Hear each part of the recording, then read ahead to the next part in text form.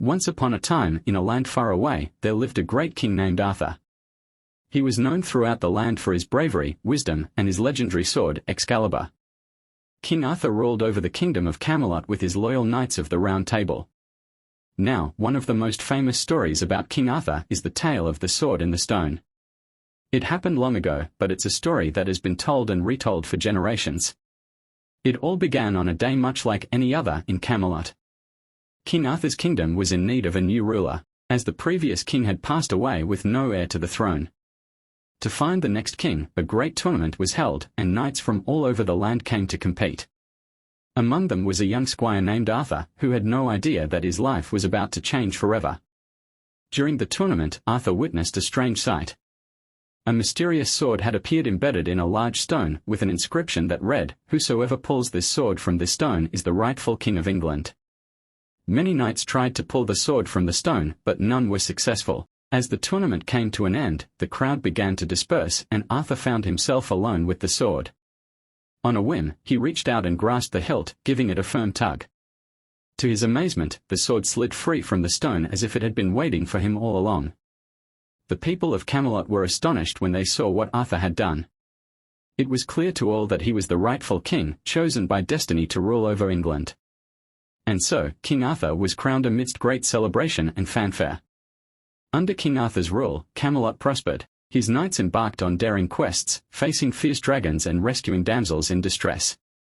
But amidst the glory and adventure, there was also treachery and betrayal. One of King Arthur's most trusted knights, Sir Lancelot, fell in love with Queen Guinevere, Arthur's wife. Their forbidden love led to a bitter feud between Lancelot and another knight, Sir Gawain.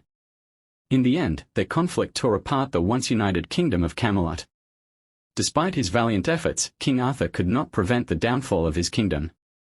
In a final battle against his own son, Mordred, Arthur was mortally wounded. As he lay dying, he gave his faithful knight, Sir Bedivere, the task of returning Excalibur to the Lady of the Lake. With a heavy heart, Sir Bedivere obeyed his king's command and cast Excalibur into the depths of the lake. As the sword disappeared beneath the surface, a hand rose from the water to catch it, and then it vanished into the mist. And so, King Arthur passed into legend, his story remembered and retold by generations to come. But the tale of the sword and the stone did not end there.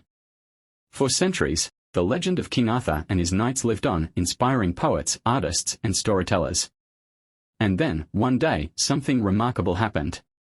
In a small village on the outskirts of England, a young boy stumbled upon a forgotten ruin. Hidden deep within the ruins was a stone with a sword embedded in it, just like the one from the legend. And though the boy was but a humble peasant, he felt a strange pull towards the sword. With all his might, he grasped the hilt and pulled. To his astonishment, the sword came free, just as it had for King Arthur so many years before. The villagers were amazed when they saw what the boy had done. They hailed him as a hero and proclaimed him their rightful king. And so, the cycle began anew.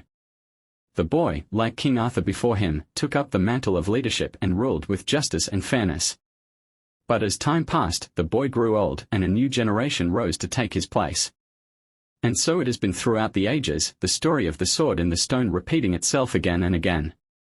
For as long as there are tales to be told and legends to be remembered, the spirit of King Arthur and his knights will live on, inspiring all who hear their story.